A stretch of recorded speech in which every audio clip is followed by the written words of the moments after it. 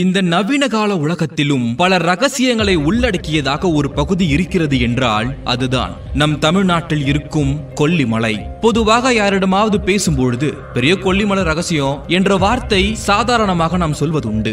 உண்மையிலேயே அந்த கொல்லிமலையில் ரகசியம் இருக்கிறதா? ரகசியங்கள் இருக்கும் பட்சத்தில் எந்த மாதிரியான ஒரு ரகசியத்தை சித்தர்கள் வைத்திருந்தார்கள்?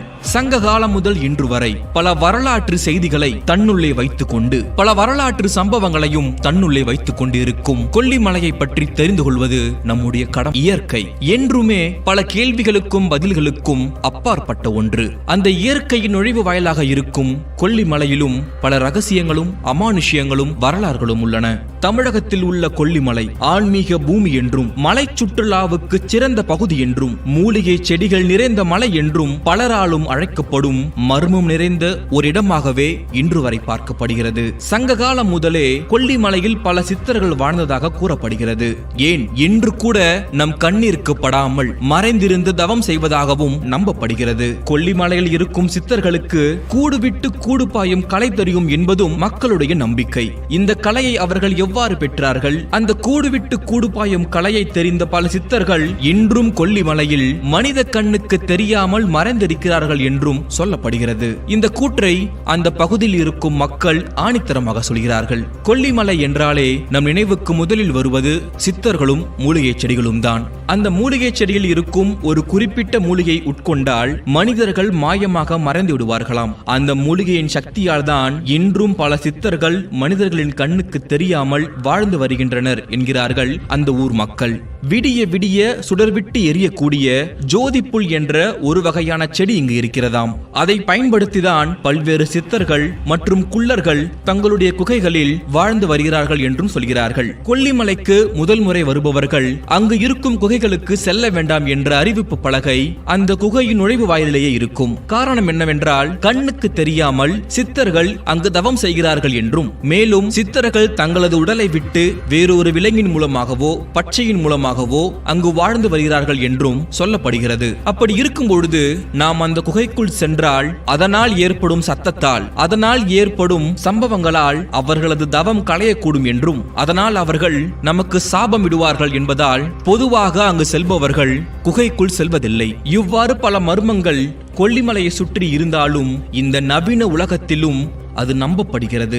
வணிக தொடர்பு, கல்வி அறிவு, நாகரிக கட்டமைப்பு காரணமாக இங்குள்ள மக்கள் பல வகைகளில் முன்னேற்றம் அடைந்திருக்கிறார்கள். ஆனால் இருந்தாலும் அவர்களுடைய கலாச்சாரத்தில் இருக்கும் இந்த நம்பிக்கையை அவர்கள் முழுமையாக நம்புகிறார்கள். கொல்லிமலை நம் தமிழ்நாட்டின் நடுப்பகுதியில் நாமக்கல் மாவட்டத்தில் அமைந்துள்ள ஒரு சிறிய மலைத்தொடர்தான். 1000 முதல் 1300 மீட்டர் உயரம் கொண்ட இம்மலை தொடர்ச்சி 280 சதுர கிலோமீட்டர் பரப்பளவு கொண்டது. பழந்தமிழ் காப்பியங்களான சிலப்பதிகாரம், மணிமேகலை, புறநானூறு, ஐங்குறுநூறு முதலியவற்றில் கொல்லிமலையை பற்றிய பல சுவாரஸ்யமான குறிப்புகள் உள்ளன.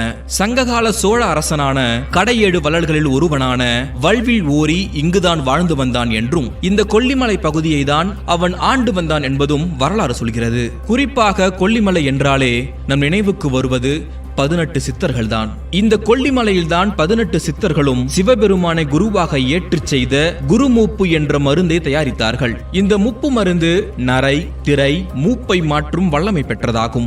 இந்த குருமுப்பு மருந்தின் ஒரு பகுதியை 18 சித்தர்களும் தங்கள் மருத்துவ பணிக்கு எடுத்துக்கொண்டு மீதியை கொல்லிமலையிலேயே அரங்கப்பன் கோவில் அருகில் சித்தர்களின் தவசக்தியால் ஒரு பெரும் பள்ளத்தில் வைத்து அதன் மேல் பெரும் பாறையை வைத்து மூடிவிட்டதாக கூறப்படுகிறது. அதற்கு அடையாளமாக அந்த கோவிலில் முன் குறிப்பிடப்பட்டிருக்கிறது. அத்தோடு அந்த மருந்துக்கு காவலாக 4 திசைகளிலும் 4 தெய்வங்களை காவலும் வைத்திருக்கிறார்கள். அதன் அடையாளமாக கிழக்கு பக்கம் கருப்பண்ணசாமி சிலையும், மேற்கு பக்கம் மாசி சின்னண்ணசாமியும், தெற்கு பக்கம் கொல்லியம்பாவையும், இதற்கு நடுவில் 8 கை காளியும் இருந்து காவல் இருக்கின்றனர். அந்த தெய்வங்களை அன்று முதல் இன்று வரை மக்கள் பக்தியுடன் வழிபட்டு வருகின்றனர். அடுத்து மூலிகைகள். கொல்லிமலையில் ஆயிரக்கணக்கான மூலிகைகள் இருந்தாலும் குறிப்பாக சிறப்பான மூலிகையான முடவாட்டுக்கால் எனும் மூலிகை அதிகமாக காணப்படுகிறது.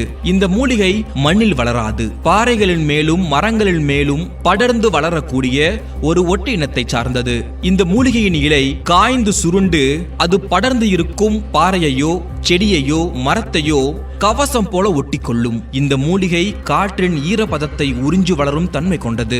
இந்த முடவாட்டுக்கால் மூலிகையை மனிதனின் கருவில் இருந்து இறுதி வரை மருந்தாக பயன்படுத்தலாம். ஆனால் இதை மருந்தாக பயன்படுத்த ஒரு பக்குவம் தேவை.